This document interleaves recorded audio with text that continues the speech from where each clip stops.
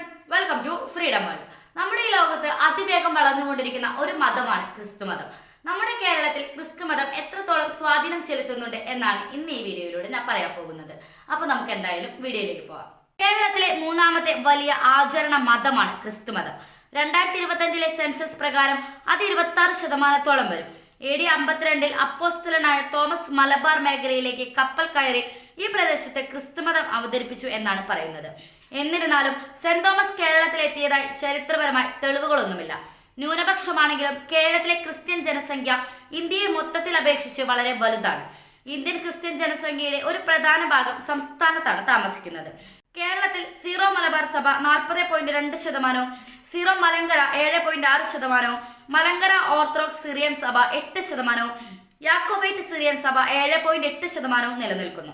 കൂടാതെ Syrian Marthoma 6.6%, കൽദായ Syrian സഭ 1%, CSI 4.5%, പെന്തക്കൊസ്ത 4.3% നിലനിൽക്കുന്നു.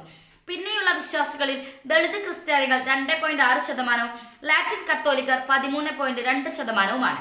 2025 സെൻസസ് പ്രകാരം 74,11,269 ക്രിസ്ത്യാനികൾ കേരളത്തിലുണ്ടെന്ന് കണക്കാക്കപ്പെടുന്നു. കേരളത്തിലെ ക്രിസ്ത്യാനികൾക്കിടയിൽ കത്തോലിക്കരുടെ ശതമാനം ഏറ്റവും ഉയർന്നത് തൃശൂർ ജില്ലയിലാണ്. കേരളത്തിലെ ക്രിസ്തുമതത്തിന് AD 1-ാം നൂറ്റാണ്ട് മുതൽ നീണ്ട പാരമ്പര്യങ്ങളുണ്ട്. അവയിൽ പലതും മലബാറി ജൂതന്മാരുമായി സാമ്യമുള്ളതാണ്. സോളമൻ രാജാവിന് ശേഷം അവർ കേരളത്തിൽ സ്ഥിരതാമസമാക്കിയിട്ടുണ്ട്. സെന്റ് തോമസിന്റെ സന്ദർശനം ഇപ്പോഴും ചരിത്രകാരന്മാർക്കിടയിൽ ഒരു തർക്ക വിഷയമാണ്.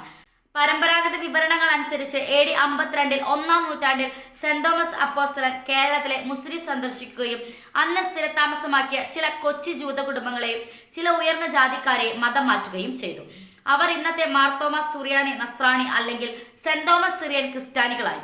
15-ാം നൂറ്റാണ്ടിലെ യൂറോപ്യന്മാരുടെ വരവും മതപരമായ കാര്യങ്ങളിൽ പോർച്ചുഗീസുകാർ നടത്തിയ ഇടപെടലിലുള്ള അതൃപ്തിയും കത്തോലിക്ക ഓർത്തഡോക്സ് സമൂഹങ്ങളിൽ ഭിന്നത വളർത്തി. തുടർന്നുള്ള ഭിന്നതകളും പുനഃക്രമീകരണങ്ങളും മറ്റ് ഇന്ത്യൻ സഭകളുടെ രൂപീകരണത്തിലേക്കും നയിച്ചു. കേരളത്തിലെ ലാറ്റിൻ കത്തോലിക്കർ 11 നൂറ്റാണ്ടുകളിലേറെ നീണ്ടുനിന്നു. 13-ാം നൂറ്റാണ്ടിൽ പാശ്ചാത്യ മിഷണറിമാർ സുവിശേഷവൽക്കരണ പ്രവർത്തനങ്ങൾ പുനരുജ്ജീവിപ്പിച്ചു. യൂറോപ്യന്മാരും തദ്ദേശീയരും വിവാഹിതരായതോടെ ആംഗ്ലോ ഇന്ത്യൻ ക്രിസ്ത്യൻ സമൂഹങ്ങൾ ഈ സമയത്ത് രൂപപ്പെട്ടു. ബ്രിട്ടീഷ് ഭരണകാലത്ത് മിഷണറി പ്രവർത്തനങ്ങളിലൂടെ പ്രൊട്ടസ്റ്റന്റ് മതം കേരളത്തിൽ ശക്തി പ്രാപിച്ചു. കേരളത്തിലെ ക്രിസ്ത്യാനികളിൽ 70.73%, കേരളത്തിലെ മൊത്തം ജനസംഖ്യയുടെ 12.5% സെന്റ് തോമസ് ക്രിസ്ത്യാനികളാണ്. സംസ്ഥാനത്തെ ക്രിസ്ത്യാനികളിൽ ഏകദേശം 61% കത്തോലിക്കരാണ്. ഇന്ത്യൻ കിഴക്കൻ സിറിയൻ കത്തോലിക്കരും കേരളത്തിലെ ലാറ്റിൻ കത്തോലിക്കരും ഇതിൽ ഉൾപ്പെടുന്നു. ആംഗ്ലിക്കൻ വിശ്വാസങ്ങളെ അടിസ്ഥാനമാക്കിയുള്ളതും ബ്രിട്ടീഷ് ഭരണത്തിൽ നിന്ന് ഉത്ഭവിച്ചതുമായ church of south India, salvation army തുടങ്ങിയ മറ്റ് പ്രൊട്ടസ്റ്റന്റ് ഗ്രൂപ്പുകളുടെ ശക്തമായ സാന്നിധ്യം തെക്കൻ കേരളത്തിൽ ഉണ്ടായിട്ടുണ്ട്. നെയ്യാറ്റിൻകര താലൂക്കിലും പത്തനംതിട്ട ജില്ലയിലും അവർക്കൊരു പ്രധാന സാന്നിധ്യമുണ്ട്. ഏഷ്യയിലെ ഏറ്റവും വലിയ ക്രിസ്ത്യൻ ഒത്തുചേരൽ കേരളത്തിലാണ്. 2023 കേരളത്തിലെ ശവസംസ്കാര ചടങ്ങുകളുടെ ഫോട്ടോ എടുക്കുന്ന ക്രിസ്ത്യ പാരമ്പര്യത്തെക്കുറിച്ച് BBC റിപ്പോർട്ട് ചെയ്തു. കാസർഗോഡിൽ 6.68%, കണ്ണൂരിൽ 10.41%, വയനാട്ടിൽ 21.34%, കോഴിക്കോടിൽ 4.26 ക്രിസ്ത്യാനികൾ നിലനിൽക്കുന്നു. അതേസമയം മലപ്പുറത്ത് 1.98%, പാലക്കാട് 4.07%, തൃശൂരിൽ 24.27%, എറണാകുളത്ത് 38.03% ക്രിസ്ത്യാനികളുണ്ട്.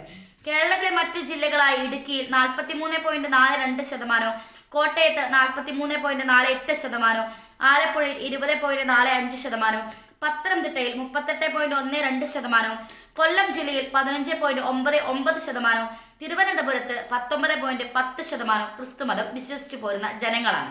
43.48%-ഓടെ ഏറ്റവും കൂടുതൽ വിശ്വാസികൾ കോട്ടയത്താണ് ഉള്ളത്. ഈ വീഡിയോ നിങ്ങൾക്ക് ഇഷ്ടമായ ലൈക്ക് ചെയ്യുക. അതുപോലെ നിങ്ങളുടെ അഭിപ്രായങ്ങളും നിർദ്ദേശങ്ങളും കമന്റ് ബോക്സിൽ ടൈപ്പ് ചെയ്യുക. Thanks for watching.